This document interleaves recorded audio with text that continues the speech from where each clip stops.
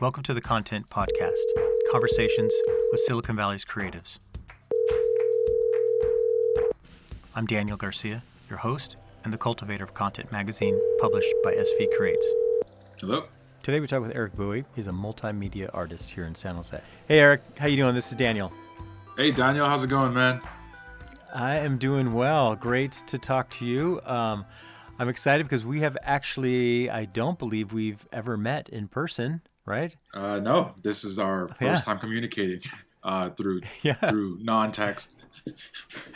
Yeah, it's kind of nice. I do like that we are living in an age where there's multiple ways to kind of like be introduced to people and get to know them. So, but thank you for taking the time here. And of course. Now I saw kind of like in your bio and stuff like that, you said you're here in San Jose, but you came through LA. How did you get up to San Jose then? Yeah, so I moved up here, I think back in 2014, and I was at a time in my life where I was kind of lost in terms of my professional career. Not my art career, but my professional career. And I was kind of looking for opportunities and wanted kind of a change. So I was looking all over the place, looking for like places in, like New York, LA, San Diego. And then I thought, well, I was working in tech and, why not apply to, the tech capital of the world. And there was an opportunity that arose where it was like a life-changing opportunity in terms of like standard of living and being able to support myself and self-worth. And I jumped on it. I took the chance and I moved up here. Yeah, cool. And now, are you still kind of working in tech as well as doing your art? Is that the kind of like main gig? Yeah, the tech at the moment pays the bills. And it's cool. It's nice. At the same time, I'm trying to develop more as an artist, and I'm sure with a lot of artists, like their dream is to self-sustain with the art alone. But in the meantime, like this, working in tech as a QA engineer has kind of allowed me to pursue the hobbies with a little less stress, which is nice. So it's been cool. Yeah, making a living at being an artist doesn't necessarily just happen overnight, right?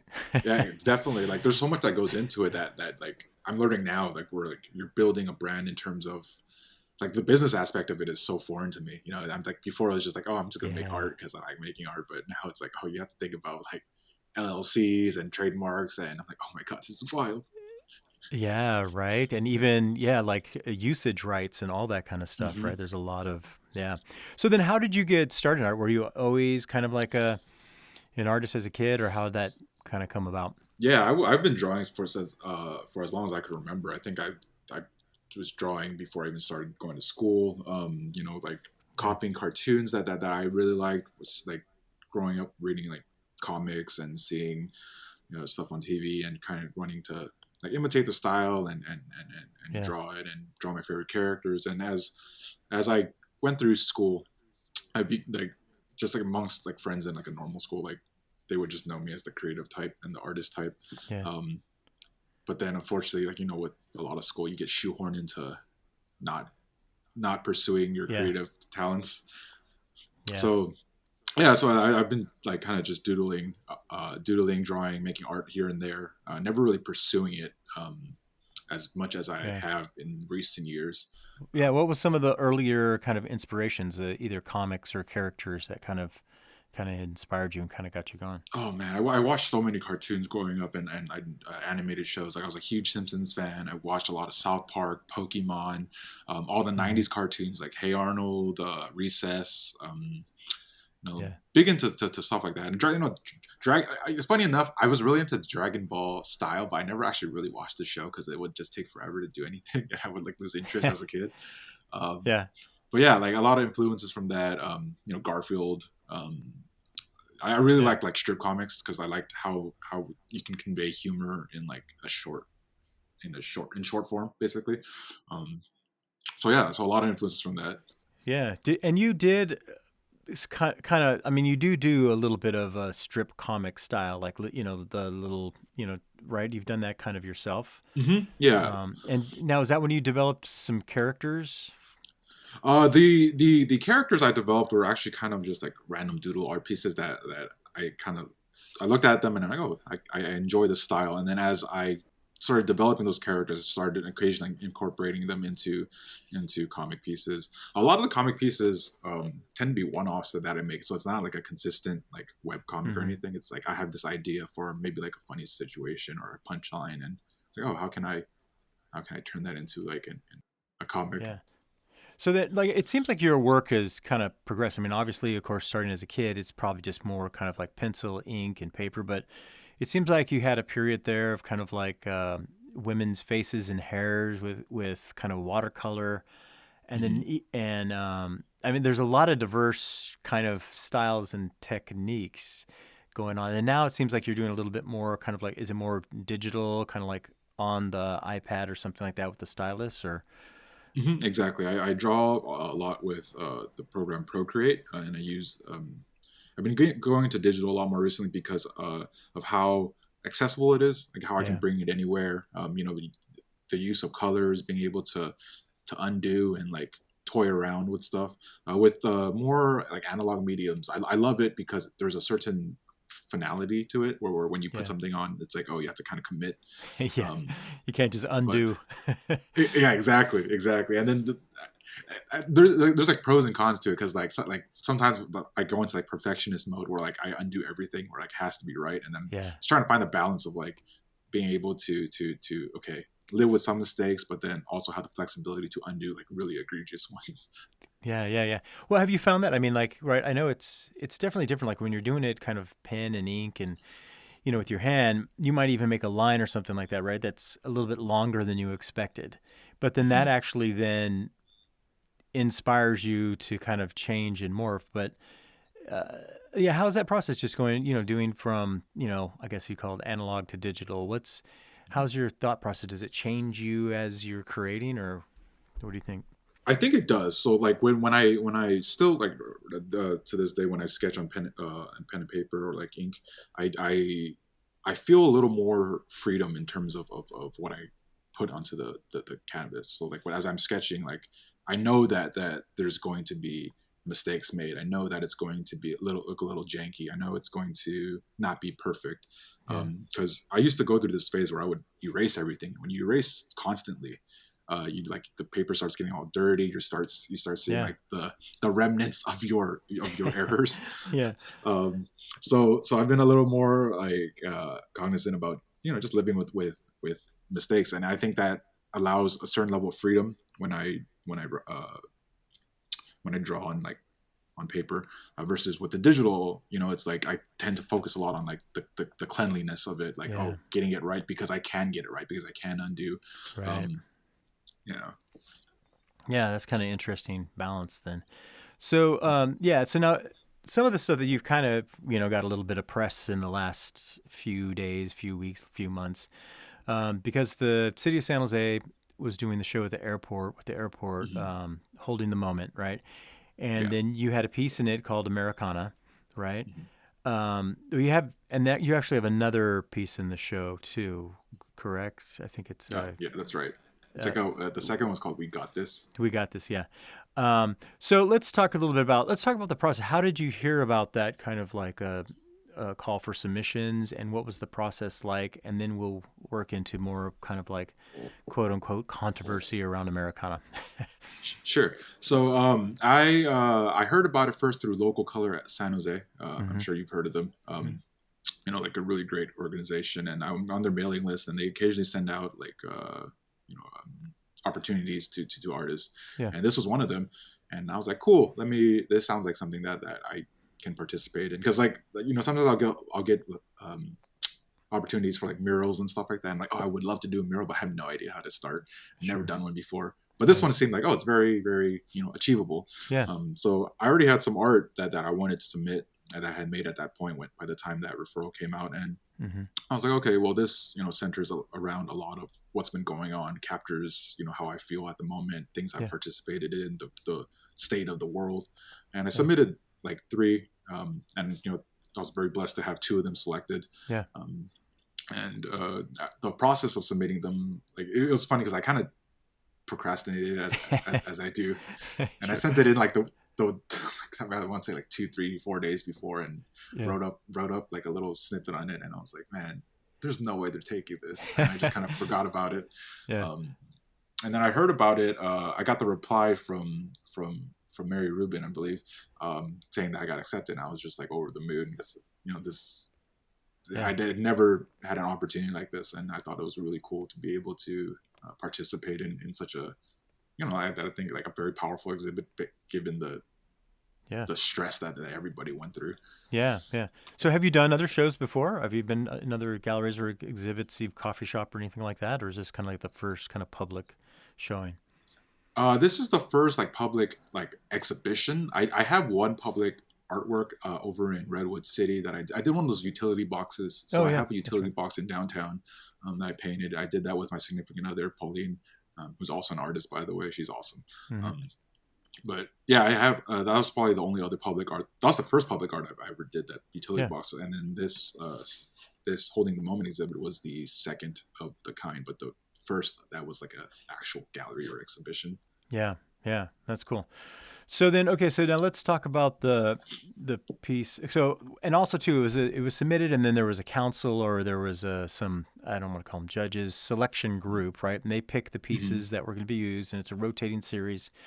Um, that was good on. And then you had a piece, Americana, which is, we'll definitely show it, in like the show notes and stuff like that. But so it's a person on a car holding a flag, a tattered flag, upside down. It's on a police car. Mm-hmm. And the flag is upside down. It's kind of tattered in there, and very representative, I think, of this last summer, right? Mm-hmm. And so, what was some of the concerns that came up with the piece? Which I think it's great. I mean, I feel like it represents what happened this summer. Is like holding the moment. I think it fits, Mm-hmm. which is probably why it was selected. But so talk a little bit about what the controversy was, and then a little bit about your intentions and thoughts in why you created the piece. Okay. So the Americana piece had been up for about a month already. At Mm-hmm. that point, it was nearing its final days of before getting rotated out, Yeah. and I think there was like maybe 3 days left. And I think one of the during that last couple of days, there was a complaint lodged by I don't know if it was who was the first to complain about it, but there was a kind of combination. I think there was a report from a police officer that was working at the airport that Oh. felt that it was kind of like directing violence towards police, or like suggesting that violence Oh. be be done towards police. And then there was another outcry, I think, on Twitter from some dude that um, but that was like really up in arms about it, like saying that the blood splatters on the windows represents the death of our fathers and sons, and it was Mm. really I was like, whoa, that's kind of crazy. The way I found out about it was I woke up one morning after having a really like high like positive Yeah. moment that the night before from like something unrelated. I was like, I had a really cool experience that I got to do, and then I woke up the next morning, and then I got an Instagram message from someone that worked at the Spotlight, Mm. and she Yeah. was like, "Hey, I wanted to ask you some questions about the controversy about your artwork." I'm like, "Wait a minute, what controversy?" Yeah. And then as I'm waking up, like I'm trying to like figure out and like play out the scenarios in my head, like what's going on, and then Yeah. I Yeah. was like, "Oh, is this something like when dealing with media, you never know. You Right. never know if people like intentions, Yeah. stuff like that." So I was like, let me sit on this for a little bit, and then about 10 minutes after that, I got a message from I think Damon Trujillo from NBC Bay Area, Mm-hmm. and I was like, okay, now there's two news publications. Yeah. Something's definitely going on. Yeah. Um, yeah, so then I responded to them and gave them some interviews and quick like just exchanges of information, and Yeah. um, from there just this whirlwind happened of like talking with the city. I got contacted by Mary directly, Mm-hmm. um, finding out through NBC Bay Area after our like on TV interview that they had taken it down, Yeah. and then the whole discourse coming from that, Right. and kind of trying to like navigate that in terms of like like the messaging I wanted to do, and my Yeah. intent behind the art piece. Yeah. Um, Yeah. So what was kind of like the intention of the art? But what were you kind of saying and thinking? Or I mean, was it really even that thought out, or it was just kind of like a reaction? it was a it was a little bit of both. It was funny because when they had pointed out the fact that it looked like blood splatters, that was not Mm, my intent. But yeah. as I was making it, I was like, okay. During the process, at one point, it did look kind of blood splattery. Mm-hmm. I Mm-hmm. would say, just because of the red background, right? And Yeah. I Sure. made very intentional like Sure. brushstrokes onto the artwork to like, okay, let's make it more jagged so it looks like broken windows. Let's add more cracks. Let's make it look Yeah. not like blood. Yeah. I guess I didn't do a good enough job of that. Uh, but yeah, the art piece itself was kind of a reflection of my feeling at the time and what I feel was a lot of feeling of other Yeah. people around the world at the time. Yeah. I went out to the city Pro- hall to protest. mm-hmm. I was there to kind of see a lot of like emotions and Yeah. anger and Yeah. also positivity that came from it, Yeah. and I wanted to convey that in a piece. And it was funny because the We Got This piece was, I think of it as like a pairing piece to the first one. Mm-hmm. The We Got This one is so much more positive in the sense Right. of like oh, it's this, you can't draw anything negative from it. And the first one was like, it captures emotion, it's anger. I Yeah. mean, the Yeah. red represents that, like Yeah. being on top of this car represents that, the upside down flag represents that. It's like a very real moment and Yeah. a very real snapshot of the craziness and the anger and all the issues, the Yeah. social issues that stem from, like the police brutality that we saw on Yeah. camera for Yeah. like 8 minutes and 48 seconds. It was nuts, and I Right. wanted to capture that. Yeah. Yeah. Well, I mean, I think it's. I mean, as far as the role of art and culture, right, is and especially for something to capturing the moment. I think that piece has a lot of elements. It's funny because when I saw it, I was like, oh, I really like this, and then I never even thought like the red on the windows or the broken windows that you see through the background is kind of how I saw it. Mm-hmm. It's interesting just how somebody can interpret a piece, but in some ways, it's good to have multiple interpretations of something, and so yeah, that's kind of interesting. So I mean, so then you woke up in the morning, you got hit with that. Now, how does that make you feel then about being an artist? Are you is that causing you hesitancy even now to kind of like express things or find your voice, or what's kind of been that toll on you? It's interesting because that was a lot of the feeling that I had as I'm processing it immediately in the morning. Like, Mm-hmm. oh, am I doing this for the right things? Mm. Am I making enemies of the wrong people? Like stuff like that. Like Yeah. as I'm like, oh, I'm thinking about safety of myself, family, how the repercussions of what I'm doing, Yeah. and um, as the news broke out, and as I addressed on Instagram, and the outpouring of support from everybody. I mean, like everybody, Yeah. like friends, family, other local artists, organizations, the city, Yeah. where it was like overwhelmingly supportive. Yeah. Like I think the people that were offended by it, the way I approached it was that I their opinion and their view of it is just as valid as mine, because I don't know them as a person, and I don't know the Sure. circumstances in their life that led up to them Yeah. reacting this way to this piece. Totally. And I want to know, I want to know, I want to understand them as a human, because I think that's one thing that's missing, is that for a while now, like our country has been just about division, like you're one side or the other. But Right. like when you talk to someone, you realize that you guys might have a lot of more in common than you initially thought, and it's Yeah. hard to have that conversation now. So when I see the reactions that people have had to this, like in terms of the support, like it really did the opposite of what I initially feared. It Hmm. galvanized me. It really Yeah. made me Awesome. like, hey, this is something that it's like, you shouldn't have fear when you're making art with good intent. Yeah. If you're making art because it's representative of real emotions, and those real emotions are not outright like derogatory or like inflammatory. You can Yeah. feel a sense of ease that you're doing the right way. And if you approach it in that way as well, to the people who criticize it or feel offended by it, like like, hey, I know you're offended by it. It's your right to be offended by it. Let me understand why, Yeah. and hopefully we can find some common ground and we can talk about our lives where I learn a little bit about you and just get a perspective on life that I myself don't have.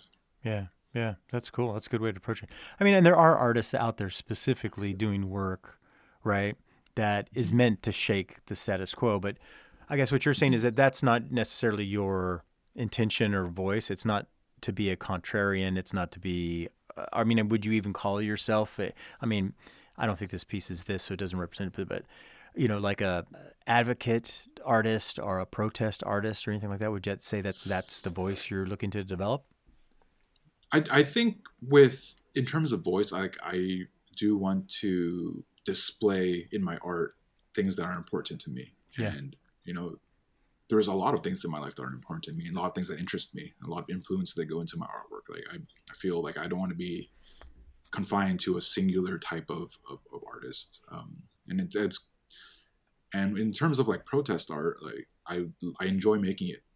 I enjoy creating art as an extension of my emotional state at any given time. Yeah. And in this particular moment in time, I was really, upset and really angry.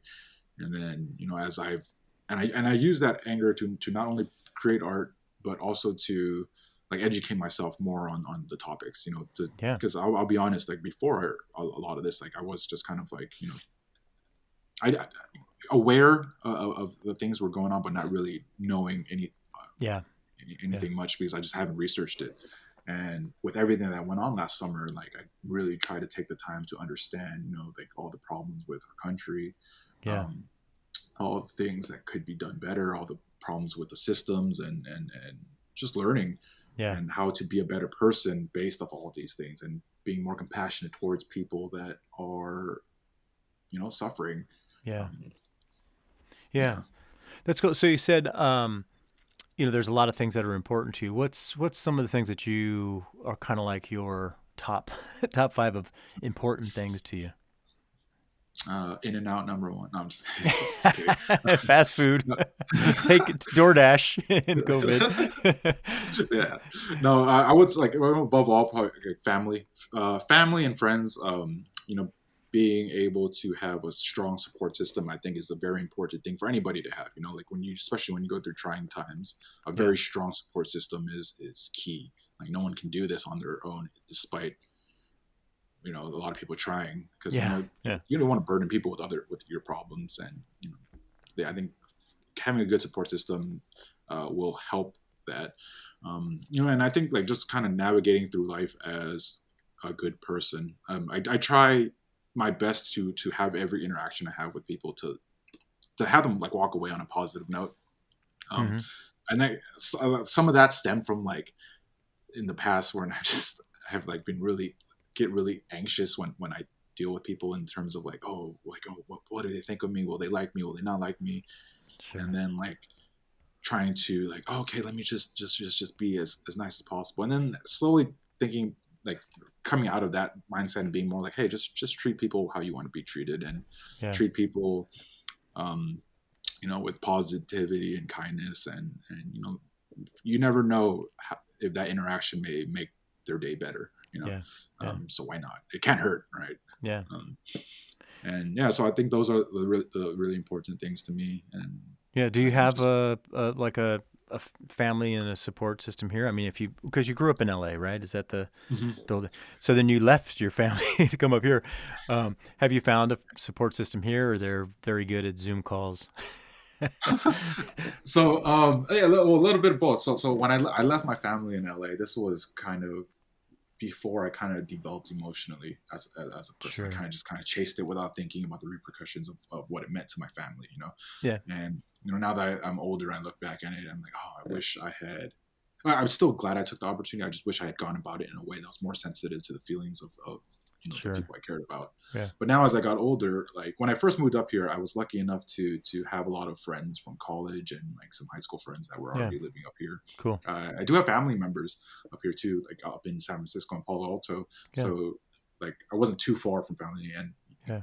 Bay Area, as much as there's this Bay Area LA rivalry, it's very similar, demographic wise. I come from like San Gabriel Valley, which is very, very similar to San Jose in terms of like, like a lot of Asians and Mexican or Hispanic communities. Mm-hmm. So it felt very comfortable Yeah. coming up here. It felt Yeah. nice and just way more trees, which is really awesome. Yeah. But yeah, I still try to visit my family as often as I can. And with my significant other, Pauline, her family is based out of San Jose, and they've been really supportive and welcoming. So it's been nice to have Yeah. support systems, all around California. Yeah. It is amazing just to have that kind of like community, like you're talking about, how it's so important. I mean, even with COVID, like, a lot of people, are having a lot of difficult times, and even, Hmm. so I've heard some stories of people that are alone. I can't imagine. I have me, my wife, and kids, and we get along great. And so I'm not having that kind of same experience as some people are having. Hmm. So, for you, I imagine the long-term goal would be to be able to do artwork 100% of the time, pay the bills, even have enough money to Hmm. travel, so Yeah. that, or to go to a different restaurant one time a week other Hmm. than In and Out. Um, what is like the long-term goal, and what are you kind of thinking and on that? Um, it's funny because my up until like maybe a couple months ago, like my direction as an artist had just been, oh, I just want to make cool art. I just want to get Yeah. dope art into dope people's hands, Yeah. but not really like pursuing it in terms of a like seeing a future in it, and from like not a business standpoint, but I guess like from a yeah, I guess from a business Yeah. standpoint and Sure. notoriety standpoint. Yeah. It was more always just been an escape and a hobby to relieve stress of the craziness of the day to day world. Yeah. Um, but recently, like I've found this motivation to really just develop as an artist, something that I haven't had before. Something I've produced more artwork in the past couple months than I have, I think, at any point in time, like Yeah. in this span. And I want to like ride that momentum and ride that determination to kind of get to a point. Like, of course, I want to be able to express myself. I want to be able to make stuff that other people can see and feel and have a positive reaction Yeah. with. I want to be able to have, you know, like hit certain goals. Like I mentioned earlier, I still want to be able to make a mural one day. Yeah. Kind of foray into maybe like 3D graphics and motion graphics, and Yeah. get art into hands of people I really respect. Like I've been recently making a lot of like NBA themed art Yeah. because I'm kind of partaking in this kind of subculture Yeah. of like Yeah. digital collectibles, and it's been really validating to see people like they see the artwork and they like it enough where they want to buy it, and not and it's funny because whenever I think about artwork and selling artwork, I want to say, oh, I'm not driven by the financial aspect of it, Right. but Yeah. it does feel good, right? Like I mean, Yeah. make money, it always feels good. Yeah. But in terms of like the marketing aspect and the business aspect, it just feel kind of dirty. Like, oh, I'm shilling myself. I have to Right. like go and like get my name out there and trying to like, oh, okay, how can I straddle this whole thing and do this whole thing and do it as smart as possible and do it as genuine as possible Yeah. and still achieve things that I would normally not have been able to do without a little bit of hustle. Yeah. So that's hopefully where I see myself, in the next couple of weeks, months. One day, like want to be able to have my artwork on the wall of like a really cool basketball player. Yeah. Yeah. Like Baron Davis, like used to play for the Warriors and played for the Clippers. He was actually like, I'm a huge Clippers fan, and Okay. he was a big reason why I became a Clippers fan. And recently I sent him an artwork and he started using it on one of his social media platforms. And I Cool. think that just blew my mind. I was like, whoa, this is so crazy. I'm like, Yeah. I never got it. Like I'm interacting with people I looked up to, and I want, and that in turn pushes me to want to be better and improve Yeah. and just make cool, like just cool stuff every day. Yeah. Yeah. Um, That's cool. yeah, I I'm mean, gonna ride that. it's fun just because you do have a very a capable, diverse style, right? I mean, like the newer stuff that you're kind of doing with the basketball, and even some of it with it is doing like motion graphics or moving pixels, or as the person's jumping and stuff like that. Mhm. But then you have a real kind of great, kind of simple, kind of sketch. It's really kind of fun to see that kind of just position. Is there one, just kind of like just line art versus the full on digital stuff? Is there one that you kind of prefer more, or you I, like them both? I do like them both. I like straddling the line and like not committing too much into one like type of style, Mm-hmm. because I feel like just since art is a reflection of who I am, I feel like I'm just like interested in so many different things, and every day I'm exposed to to new artists and new techniques and new, just new cool things to look at. Like I want to incorporate a lot of that stuff into my artwork, and sometimes that might not mesh with a previous style that I was working on for any given time. Yeah. And I like the simple stuff because a lot of my I got I got my start, just making silly doodles and Yeah. making really like, just comics in here and there. And I feel like that will always be a part of me.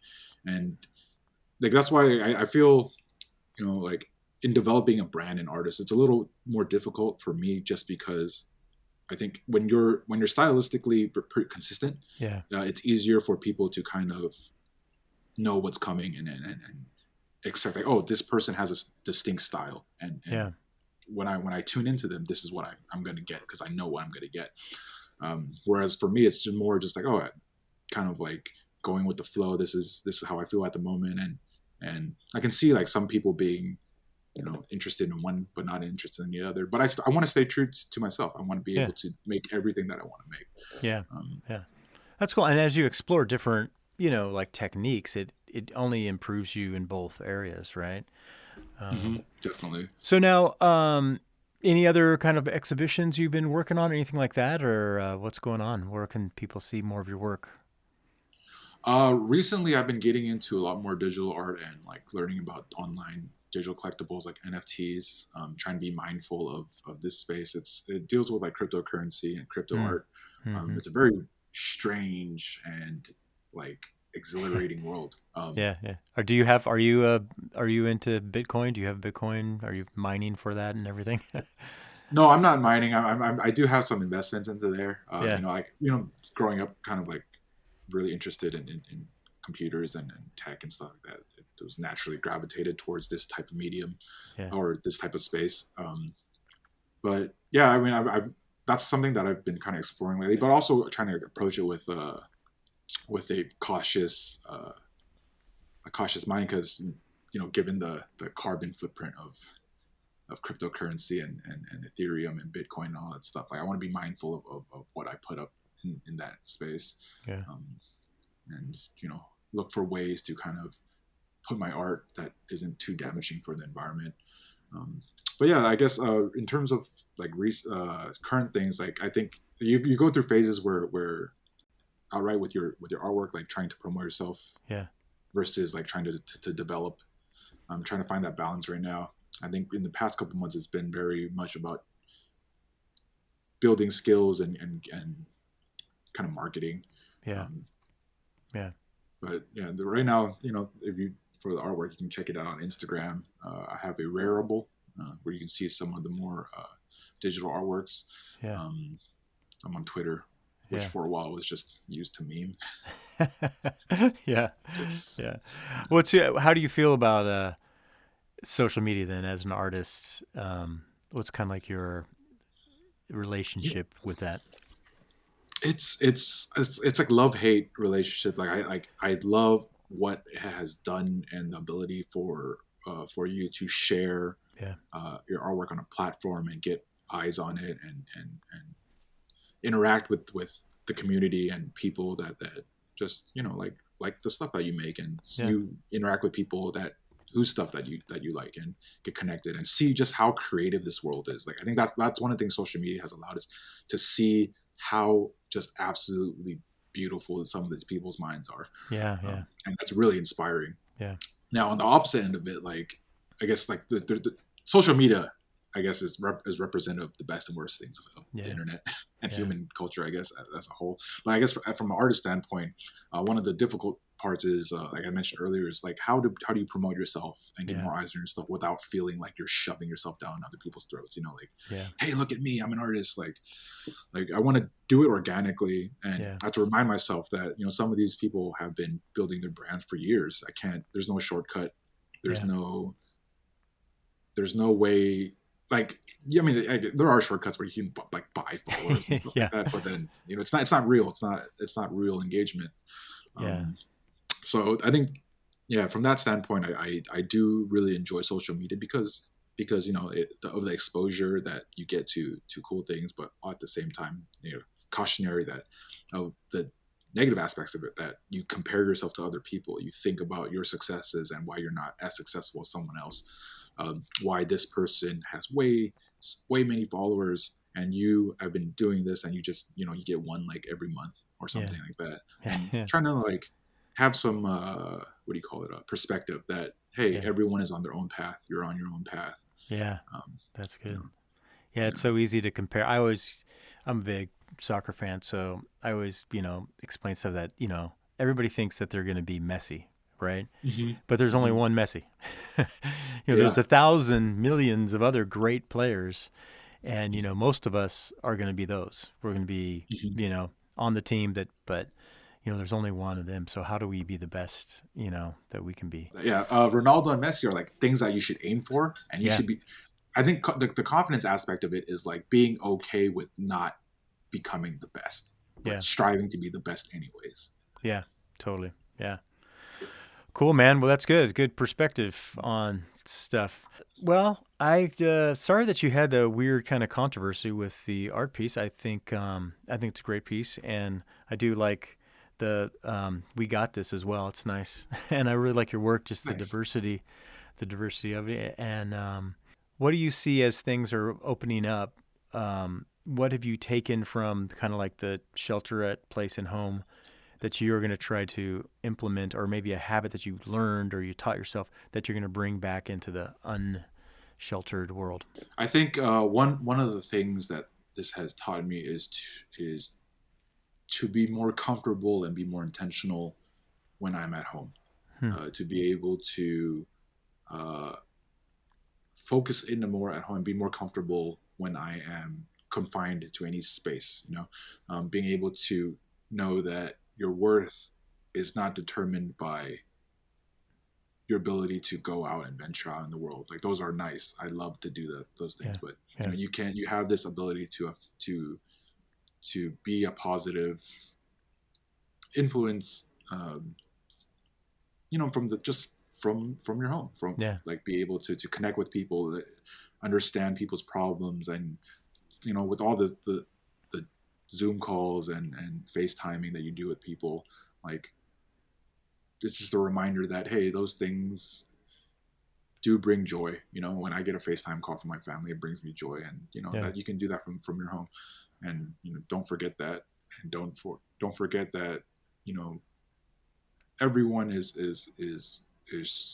has their own struggles and they're all dealing with stuff, and Yeah. how can I go through life and make it easier for them? Yeah. Cool. That's awesome. All righty, man. Well, I do appreciate you taking time to talk, and I really appreciate your perspective. And talking to you has made my day better, so I appreciate it.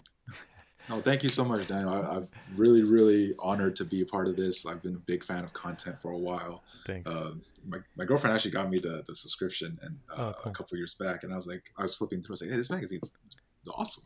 Uh, Thanks. I appreciate it. and yeah. Cool. Hmm. Awesome, man. Well, I appreciate you taking time, and I hope you have a great day.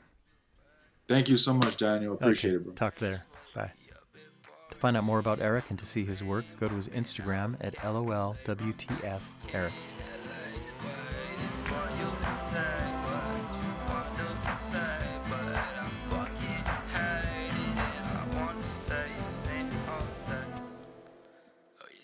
Thank you for listening to the Content Magazine podcast. Follow us on social media at Content Mag. Visit our website to become a member and help us to continue to tell the stories of the local creatives. This episode's music is Tang by Chris Inman, who is featured in issue 13.2. Follow him on Spotify at Chris Inman and on Instagram at chris.inman, as well as his record label, Orange Label Records.